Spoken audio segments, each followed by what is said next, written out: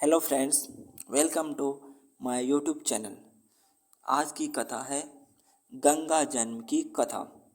गंगा जी का जन्म कैसे हुआ, तो चलिए अब सुनाने जा रहे हैं। ऋषि विश्वामित्र ने इस प्रकार कथा सुनाना आरंभ किया कि पर्वतराज हिमालय की अत्यंत रूपवती, लवणीय एवं सर्वगुण संपन्न दो कन्याएं थीं।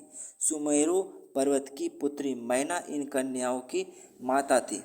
हिमालय की बड़ी पुत्री का नाम गंगा तथा छोटी पुत्री का नाम उमा था। गंगा अत्यंत प्रभावशाली और असाधारण देवी गुणों से संपन्न थी। वह किसी बंधन को स्वीकार न कर मनमाने मार्गों का अनुसरण करती थी। उसकी इस असाधारण प्रतिभा से प्रभावित होकर देवता लोग विश्व के कल्याण की दृष्टि से उसे हिमालय से मांग कर ले गए। पर्वतराज की दूसरी कन्या उमा बड़ी तपस्विनी थी। उसने कठोर एवं असाधारण तपस्या करके महादेव जी को वर के रूप में प्राप्त किया।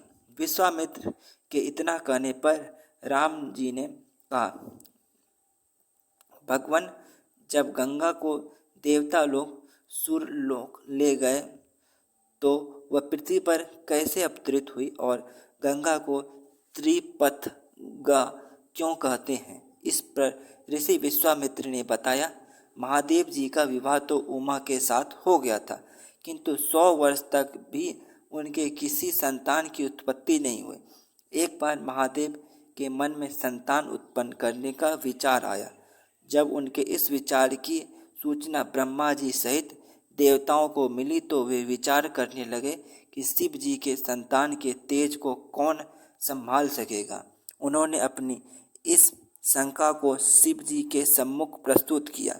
उनके कहने पर अग्नि ने यह भार ग्रहण किया और परिणाम स्वरूप अग्नि के समान महान तेजस्वी स्वामी कार्तिकेय का जन्म हुआ। देवताओं के इस षड्यंत्र से उमा के संतान होने में बाधा पड़ी तो उन्होंने क्रुद्ध होकर देवताओं को शाप दे दिया कि भविष्य में वे कभी पिता नहीं बन सकेंगे। इस बीच सूर्यलोक में विचरण करती हुई गंगा से उमा की भेंट हुई। गंगा ने उमा से कहा कि मुझे सूर्यलोक में विचरण करते हुए बहुत दिन हो गए। मेरी इच्छा है कि मैं अपनी मातृभूमि पृथ्वी पर विचरण करूं। उमा ने गंगा का आश्वासन दिया कि इसके लिए कोई प्रबंध करने का प्रयत्न करेगी। वत्स राम, तुम्हारे ही अयोध्यापुरी में सागर नाम के एक राजा थे। उनके कोई पुत्र नहीं था। सागर की पटरानी केसिनी विदर्भ प्रांत के राजा की पुत्री थी। केसिनी सुंदर और धर्मात्मा सत्य परायण थी। सागर की दूसरी रानी का नाम सुमति थी, जो राजा अरिष्टनेमि की कन्या थी। दोनों रानियों को लेकर महाराज सागर हिमालय के भृगुटी प्रस्त्रवन नामक प्रांत में जाकर पुत्र प्राप्ति के लिए तपस्या करने लगे। उनकी तपस्या से प्रसन्न होकर महर्षि भृगु ने उन्हें वर दिया कि तुम्हें बहुत से पुत्रों की प्राप्ति होगी। दोनों रानियों में से एक का केवल एक ही पुत्र होगा जो कि वंश को बढ़ाएगा और दूसरी के 60,000 पुत्र होंगे। कौन सी रानी कितने पुत्र चाहती है, इसका निर्णय वे स्वयं आपस में मिलकर कर लें। केसनी ने वंश को बढ़ाने वाले एक पुत्र की कामना की और गरुड़ की बहन सुमति ने 60,000 बलवान पुत्रों की उचित समय पर रानी केसनी ने असमंजस नामक पुत्र को जन्म दिया। रानी सुमति के गर्भ से एक तुम्बा निकलकर जिसे फोड़ने पर छोटे छोटे 60,000 पुत्र निकले। उन सब का पालन पोषण घी के घड़े में रखकर किया गया। काल चक्र बीतता गया और सभी राजकुमार युवा हो गए। सागर का ज्येष्ठ पुत्र असमंजस बड़ा दुराचारी था और उसे नगर के बालकों को सरयू नदी में फेंककर उन्हें डूबते हुए देखने में बड़ा आनंद आता था। इस दुराचारी पुत्र से दुखी होकर सागर ने उसे अपने राज्य से निर्वासित कर दिया और समंजस के अंशुमान नाम का एक पुत्र था। अंशुमान अत्यंत सदाचारी और पराक्रमी था। एक दिन राजा सागर के मन में अश्वमेध यज्ञ करवाने का विचार आया। शीघ्र ही उन्होंने अपने इन विचार को कार्य रूप में परिणत कर दिया। राम ने ऋषि विश्वामित्र से कहा, गुरुदेव, मेरी रुचि अपने पूर्वज सगर की यज्ञ गाथा को विस्तार पूर्वक सुनने में है, अतः कृपा करके इस वृत्तांत को पूरा सुन आइए। राम के इस तरह कहने पर श्री विश्वामित्र प्रसन्न होकर कहने लगे, राजा सगर ने हिमालय एवं विंध्याचल के बीच की हरी भरी भूमि पर एक विशाल यज्ञ मंडप का निर्माण करवाया। फिर अश्वमेध यज्ञ के लिए श्यामकर्ण घोड़ा छोड़कर उसकी रक्षा के लिए पराक्रमी अंशुमान को सेना ले के साथ उसके पीछे भेज दिया। यज्ञ की संभावित सफलता के लिए परिणाम की आशंका से भयभीत होकर इंद्र ने एक राक्षस का रूप धारण करके उस घोड़े को चुरा लिया। घोड़े की चोरी की सूचना पाकर सगर ने अपने 60,000 पुत्रों को आदेश दिया कि घोड़ा चुराने वाले को पकड़कर या मारकर घोड़ा वापस लाओ। पूरी पृथ्वी में खोजने पर भी जब घोड़ा नहीं मिला तो इस आशंका से कि किसी ने घोड़े को तहखाने में न छुपा रखा हो, सगर के पुत्रों ने संपूर्ण पृथ्वी को खोदना आरंभ कर दिया। उनके इस कार्य से असंख्य भूमि तल निवासी प्राणी मारे गए। खोदते खोदते हुए पाताल तक जा पहुँचे। उनके इन नृशंस कृत्य की देवताओं ने ब्रह्मा जी से शिकायत की तो ब्रह्मा जी ने कहा कि ये राजकुमार क्रोध एवं मंद में अंधे होकर ऐसा कर रहे हैं। पृथ्वी की रक्षा कर दायित्व कपिल पर है, इसीलिए वे इस विषय में कुछ न कुछ अवश्य करेंगे। पूरी पृथ्वी को खोदने के बाद भी जब घोड़ा उसके चुराने वाले चोर नहीं मिला तो निराश होकर राजकुमारों ने इसकी सूचना अपने पिता को दी। रुष्ट होकर सगर ने आदेश दिया कि घोड़े को पाताल में जाकर ढूंढो। पाताल में घोड़े को खोजने पर खोजते खोजते वे सनातन वासुदेव कपिल के आश्रम में पहुंच गए। उन्होंने देखा कि कपिल देव आंखें बंद किए बैठे हैं और उन्हीं के पास यज्ञ का वह घोड़ा बंधा हुआ है। उन्होंने कपिल मुनि को घोड़े का चोर समझकर उनके लिए अनेक दुर्वचन कहे और उन्हें मारने के लिए दौड़े। सगर के इन कुकृत्यों से कपिल मुनि की समाधि भंग हो गई। उन्होंने क्रुद्ध होकर सगर के उन सब पुत्रों को भस्म कर दिया। जब महाराज सगर को बहुत दिनों तक अपने पुत्रों की सूचना नहीं मिली तो उन्होंने अपने तेजस्वी पौत्र अंशुमान को अपने पुत्रों तथा घोड़े का पता लगाने अंशुमान को भेजा। फिर वीर अंशुमान शस्त्रास्त्रों से सुसज्जित होकर उसी मार्ग से पाताल की ओर चल पड़ा जिसे उसके चाचाओं ने बनाया था। मार्ग में जो भी पूजनीय ऋषि मुनि मिले उनका यथोचित सम्मान करके अपने लक्ष्य के विषय में पूछता हुआ उस स्थान तक पहुंच गया जहां पर उनके चाचाओं के भस्मीभूत शरीरों की राख पड़ी थी और पास ही यज्ञ का घोड़ा चल रहा था। अपने चाचाओं के भस्मीभूत शरीरों को देखकर उसे बहुत दुख हुआ। उसने उनका तर्पण करने के लिए जलाशय की खोज की, किंतु उसे कहीं जलाशय दिखाई नहीं पड़ा। तभी उसकी दृष्टि अपने चाचाओं के मामा गरुड़ पर पड़ी। उन्हें सादर प्रणाम करके अंशुमान ने पूछा कि बाबा जी, मैं इनका तर्पण करना चाहता हूँ। पास में यदि कोई सरोवर हो तो कृपा करके उसका पता बताइए। यदि आप इनकी मृत्यु के विषय में कुछ जानते हैं तो वह भी मुझे बताने की कृपा करें। गरुड़ जी ने बताया कि किस प्रकार उनके चाचाओं ने कपिल मुनि के साथ उद्दंड व्यवहार किया था, जिसके कारण कपिल मुनि ने उन सबको भस्म कर दिया। इसके पश्चात गरुड़ जी अंशुमन से कहा कि ये सब अलौकिक शक्ति वाले दिव्य पुरुष के द्वारा भस्म किए गए हैं, अतः लौकिक जल से दर्पण करने से इनका उद्धार नहीं होगा। केवल हिमालय की ज्येष्ठ पुत्री गंगा के जल से ही दर्पण करने पर इनका उद्धार संभव है।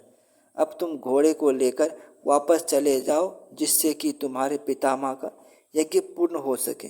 गरुड़ जी की आज्ञानुसार अंशुमन वापस अयोध्या पहुंचे और अपने पिता को सारा वृत्तांत सुनाया। महाराज सगर ने दुखी मन से यज्ञ पूरा किया कि वे अपने पुत्रों के उद्धार के लिए गंगा को पृथ्वी पर लाना चाहते थे, पर ऐसा करने के लिए उन्हें कोई भी युक्ति ना सूझी। थोड़ा रुककर ऋषि विश्वामित्र ने कहा, महाराज सगर के देहांत के पश्चात अंशुमन बड़ी न्यायप्रियता के साथ शासन करने लगे। अंशुमान के परम प्रतापी पुत्र दिलीप हुए। दिलीप के वयस्क हो जाने पर अंशुमान दिलीप को राज्य का भार सौंपकर हिमालय की कंदराओं में जाकर गंगा को प्रसन्न करने के लिए तपस्या करने लगे, किंतु उन्हें सफलता नहीं प्राप्त हो पाई और उनका स्वर्गवास हो गया। इधर जब राजा दिलीप का धर्मनिष्ठ पुत्र भगीरथ बड़ा हुआ तो उसे राज्य का भार सौंपकर दिलीप भी गंगा को पृथ्वी पर लाने के लिए तपस्या करने चले गए, पर उन्हें भी मनवांछित फल नहीं मिला। भगीरथ बड़े प्रजावत्सल नरेश थे, किंतु उनकी कोई संतान नहीं हुई। इस पर वे अपने राज्य का भार मंत्रियों को सौंपकर स्वयं गंगावतरण के लिए गोकर्ण नामक तीर्थ पर जाकर कठोर तपस्या करने लगे। उनकी अभूतपूर्व तपस्या से प्रसन्न होकर ब्रह्मा जी ने उन्हें वर मांगने के लिए कहा।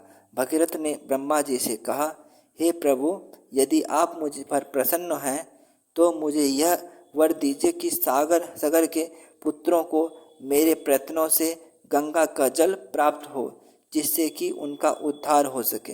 इसके अतिरिक्त मुझे संतान प्राप्ति का भी वर दीजिए, ताकि इच्छा को वंश नष्ट ना हो। ब्रह्मा जी ने कहा, संतान का तेरा मनोरथ शीघ्र ही पूर्ण होगा, किंतु तुम्हारे मांगे गए प्रथम वरदान को देने में कठिनाई यह है कि जब गंगा जी वेग के साथ पृथ्वी पर अवतरित होंगे तो उनके वेग को पृथ्वी पर संभाल नहीं सकेगी। गंगा जी के वेग को संभालने के लिए क्षमता महादेव जी के अतिरिक्त किसी में भी नहीं है। इसके लिए तुम्हें महादेव जी को प्रसन्न करना होगा। इतना कहकर ब्रह्मा जी अपने लोक को चले गए। भगीरथ ने साहस नहीं छोड़ा। वे 1 वर्ष तक पैर के अंगूठे के सहारे खड़े होकर महादेव जी की तपस्या करते हुए केवल वायु के अतिरिक्त उन्होंने किसी अन्य वस्तु का भक्षण नहीं किया। अंत में इस महान भक्ति से प्रसन्न होकर महादेव जी ने भगीरथ को दर्शन देकर कहा, हे भक्त श्रेष्ठ, हम तेरी मनोकामना पूरी करने के लिए गंगा जी को अपने मस्तक पर धारण करेंगे। इसकी सूचना पाकर विवश होकर गंगा जी को सुरलोक का परित्याग करना पड़ा। उस समय वे सुरलोक से कहीं जाना नहीं चाहती थी, इसीलिए वे यह विचार करके कि मैं अपने प्रचंड वेग से शिव जी को बहाकर पाताल लोक में ले जाऊंगा, वे भयानक वेग से शिव जी के सर पर अवतरित हुई। गंगा के इस वेग पूर्ण अवतरण से उनका अहंकार शिव जी से छुपा न रहा। महादेव जी ने गंगा की वेगवती धाराओं को अपने जटाजूट से में उलझा लिया। गंगा जी अपने समस्त प्रयत्नों के बाद भी महादेव जी की जटाओं से बाहर न निकल सकी। गंगा जी को इस प्रकार शिव जी की जटाओं में विलीन होते देख भगीरथ ने फिर शिव जी से कहा कि तपस्या की। भगीरथ के इस तपस्या से प्रसन्न होकर भगवान शिव जी ने गंगा जी को हिमालय पर्वत पर स्थिर बिंदु सर में छोड़ा। छूटते ही गंगा जी 7 धाराओं में बट गई। गंगा जी की 3 धाराएं हलादनी, पावनी, नलिनी पूर्व की ओर प्रभावित हुई और सुसक्षु, सीता, सिंधु नाम की 3 धाराएं पश्चिम की ओर बही और 7वीं धारा महाराज भगीरथ के पीछे पीछे चली। जिधर जिधर भगीरथ जाते उधर उधर ही गंगा जी जाती थी। स्थान स्थान पर देव, यक्ष, किन्नर, ऋषि, मुनि आदि उनके स्वागत के लिए एकत्रित हो रहे थे। जो भी उस जल का स्पर्श करता था भावों बाधाओं से मुक्त हो जाता। चलते चलते गंगा जी उस स्थान पर पहुंची जहां ऋषि जनु यज्ञ कर रहे थे। गंगा जी अपने वेग से उनकी यज्ञशाला को संपूर्ण सामग्री के साथ बहाकर ले जाने लगे। इससे ऋषि को बहुत क्रोध आया और उन्होंने क्रुद्ध होकर गंगा का सारा जल पी लिया। यह देखकर समस्त ऋषि मुनियों को बड़ा विस्मत हुआ। वे गंगा जी को मुक्त करने के लिए उनकी स्तुति करने लगे। उनकी स्तुति से प्रसन्न होकर जनु ऋषि ने गंगा जी को अपने कानों से निकाल दिया और उन्हें अपनी पुत्री के रूप में स्वीकार कर लिया। तब से गंगा जाह्नवी कहलाने लगी। इसके पश्चात वे भगीरथ के पीछे चलते चलते समुद्र तक पहुंच गई और वहां से सागर के पुत्रों का उद्धार करने के लिए रसातल में चले गए। उनके जल के स्पर्श से भस्मीभूत हुए सगर के पुत्र निष्पाप होकर स्वर्ग गए। उस दिन से गंगा के 3 नाम हुए, त्रिपथ, गंगा, जाह्नवी और भगीरथी। तो गंगा जन्म की कहानी यहीं पे समाप्त होती है। Thanks for watching my videos.